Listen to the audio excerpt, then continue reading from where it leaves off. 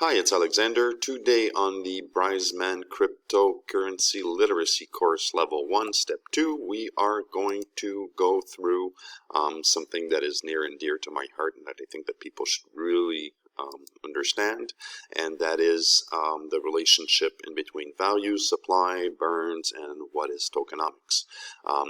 In this example, of course, we're going to use particularly Brise, but this pretty much applies to any currency that's out there.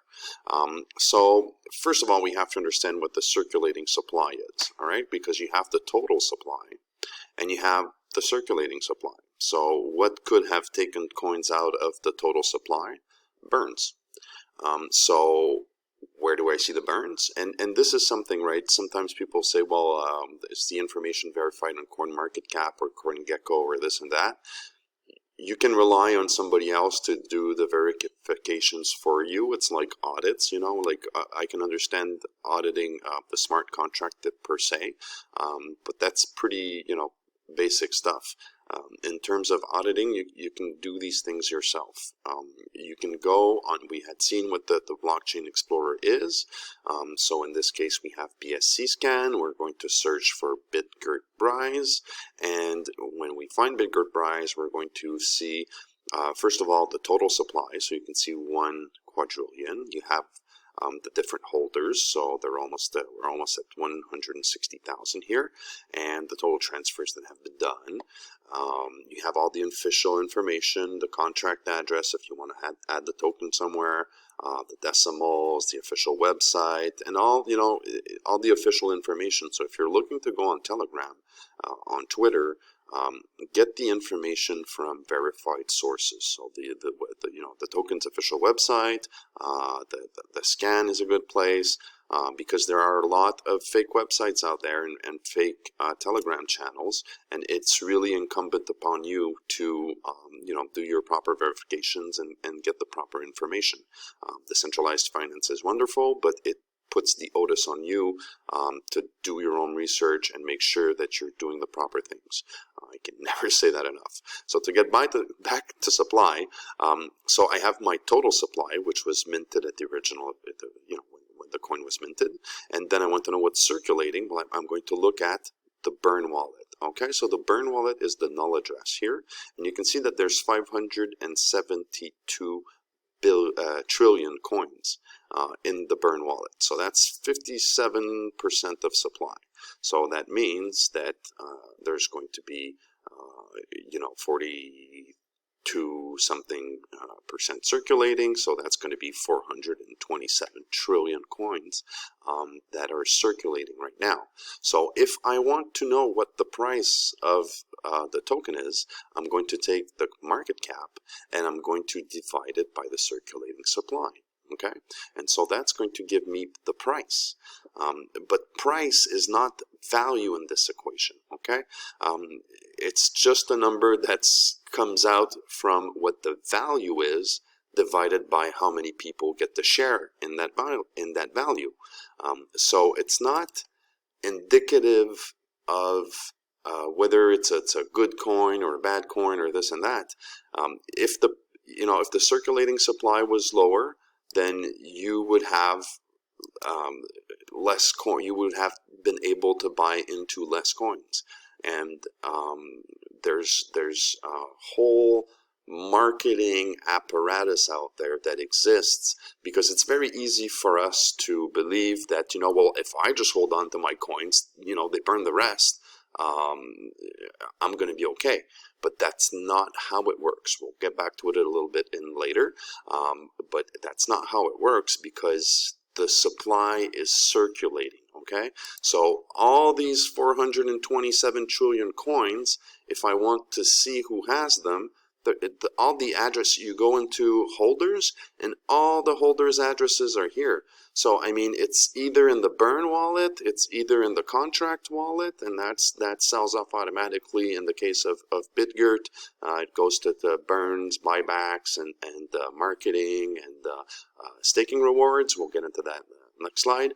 And then you have all the holders' wallets. So the only way to get tokens in here is for the people that have them in the wallets to send them there. And, you know, if you're not willing to do it, well, you can pretty much bet that other people are not willing to do it either.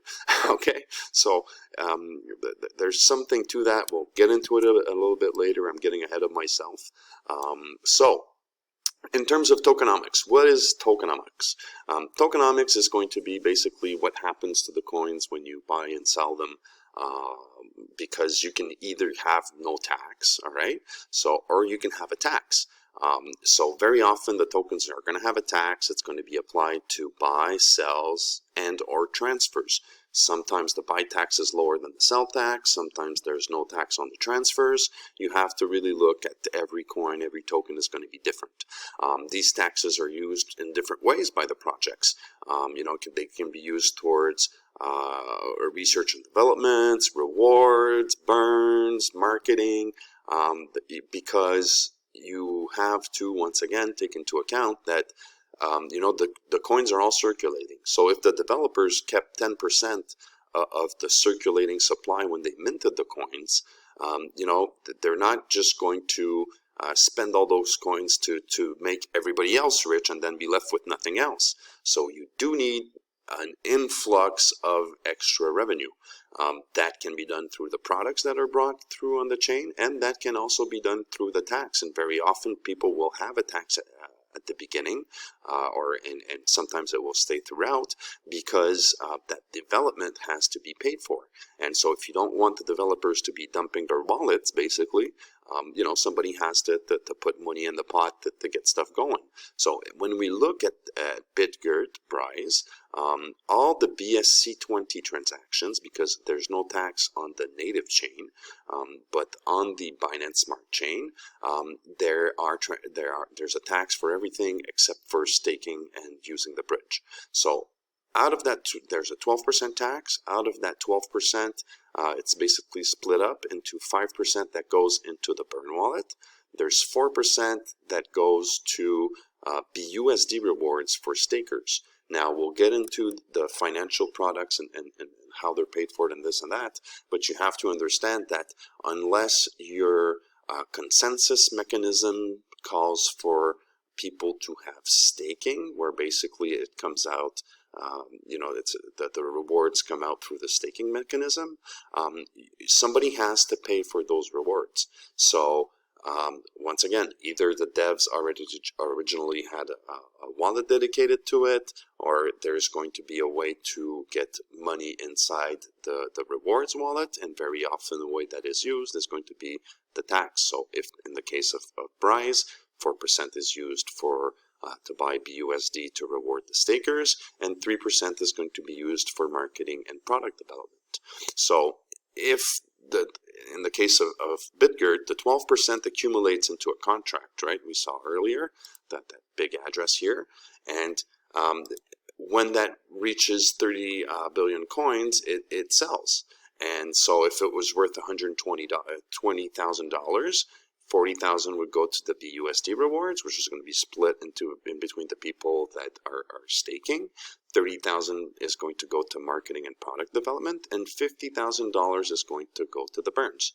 Now, burns, trigger warning, because this is something that, to me, I'm a guy who's in marketing in my day job, and I find that the way that burns have been used by a lot of tokens is brilliant in terms of marketing, because it really appeals to you know, what everybody wants, right? I want to give nothing and I want to take everything. So you know, if I just hold on to my coins and everybody else burns theirs, well, you know, they're paying for me to get rich, and ooh la la, I have nothing to do except, you know, hold on and be rich. Unfortunately, that's not how the world tends to work, okay? So we have to understand that the only way to increase the value, okay, we're not talking about price, we're talking about value, market cap of a cryptocurrency, is to increase the market cap, okay? The price is just, like we said, a reflection of the value divided by the number of coins that are circulating, all right? So to lower that circulating supply, the only way I can do it is to burn the tokens. But Like I said earlier, the tokens are distributed inside wallets. Okay, those wallets, they're either going to have to say, well, you know what, I think it's a good idea to send my tokens to the burn wallet and lose that money, basically, or you're going to have to do it through a tax process that's going to send a portion of every transaction to the burn wallet.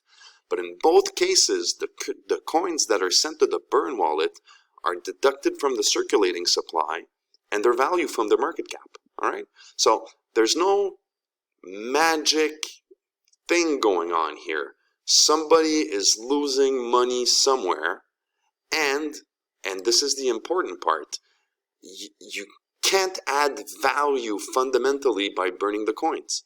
You can increase the scarcity and increase the price, but it's an artificial increase because that increase is not in any way guaranteed or automatic, right? If I have 10 coins in my pockets and I throw away 9 and they were worth something, I'm going to lose that value. Now, if everybody wanted my coins and there was demand for them, well, you know, if they were willing to give me $1 per coin and people that really want that coin and now I only have 1 left, well, if those buyers are still there, yeah, logically, you can say that my coin will now, you know, people will be willing to put up more money for it. If they have money for it, if they have interest for it. But in no way is it a guarantee that because I threw away those 9 coins, that coin I have left is going to be worth anything, right? It's not, it is not an automatic thing. It's not, you know, demand is not driven by supply in no way, shape, or form. It's not because you have a lower supply that you will have more demand for the token itself. So the only salvation, the only way that you are going to add to the market cap is for people wanting to use your coin. So if the coin is being adopted because you have utilities for it, then you're going to have an increase in the market cap. It's the only way in the long term to actually add value to the project. You need to have people wanting to use it to do stuff, wanting to use it to go in the metaverse, play games with Tokyo, with 3D City, wanting them to mint NFTs,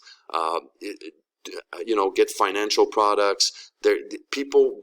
You need to have people use the coin, buy the coin, and then you're actually building value. But burning coins is not, it's not something to do. If Ford decided tomorrow to burn, to manufacture the cars and then just destroy one out of every 2 cars that came out of the shop, it's not going to make them any richer. Maybe they'll sell the cars for more, but in the end, it's not. It's in no way a guarantee that they're going to be making more money out of the whole thing. It's a little bit, it's not the best example, but you have to get the logic behind that, because the rest is a lot of marketing that's out there. It is true that in the long run, having a healthy burn mechanism, right? So reducing the supply slowly is logical, because you're going to increase the price organically. It's going to, counteract inflation, but it's not a means to increase the value in any way. It's going to help to keep up the price. It's a little bit like Bitcoin with the halving. It's not, but it's not a way to like I said, increase the value of the token. It will, in the long run, increase the price if it's done judiciously, but it will only increase the price if the demand is there for the coin. You can, it's just a fundamental, basic thing about that. The other thing is that I want to get into this with listings. I know a lot of people think that listings are the be-all, end-all of the whole thing. And once again, I would very vehemently argue that it is all about demand, not where you can get the stuff. Because if you want to, right now, with the distribution that the token like Brise has, you can get it anywhere. And opening up to new markets opens you up to trade, but it doesn't make people want it more. Okay, you might get a little sugar rush there from the hype, but it's from the hype, it's from the marketing, it's from people talking about it. It's not about from it being listed, really. Okay, maybe a little, but it's not fundamentally. That's not how you're going to increase your market cap. It's going to be because people want to buy it. If I have, I'm selling chocolate bars, and my chocolate bars don't taste good, and they're not, people don't want them, I can put them in every store. If people don't want them, if people don't know about it, I'm not going to sell more, and in the end, the distribution costs are going to offset any gains that I'm going to have from just having it on the shelves everywhere. You have to work on the product, you have to have a good product that's in demand, and then having it being readily available everywhere is fine. But the other thing is, especially for younger coins, because I see this with startup projects, people want them to list everywhere. Well, opening up a small market cap coin to trade is very much a two-edged sword, because traders are there to make money off a project. When you are a very young project, you need the liquidity. You can't afford to be manipulated in terms of price, because you don't have what you need to back yourself up. So you have to be very mindful if you're committed to a project that it's not necessarily in the best interest of the project to be out to market everywhere. If you have a good product, if people want to buy it and you're listed on one DEX, people will buy your product. People will get it. Okay, so that's not what's going to drive your growth. It's very fun to have. It's a nice thing to do. You have to do it. Listing on Binance, listing on Huobi, listing everywhere you want. But you have to do it when you're ready. And once again, it's not a magic thing that goes on. It's not, there's no magic there. You're going to get results if you have a good product that you're putting into market. So that's my little 2 cents for today.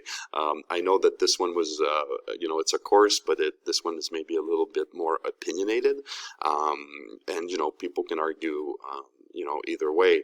But I do think that that's my 2 cents on that one. So I want you guys to have a great day, and I want you guys to have some great investments. Cheers.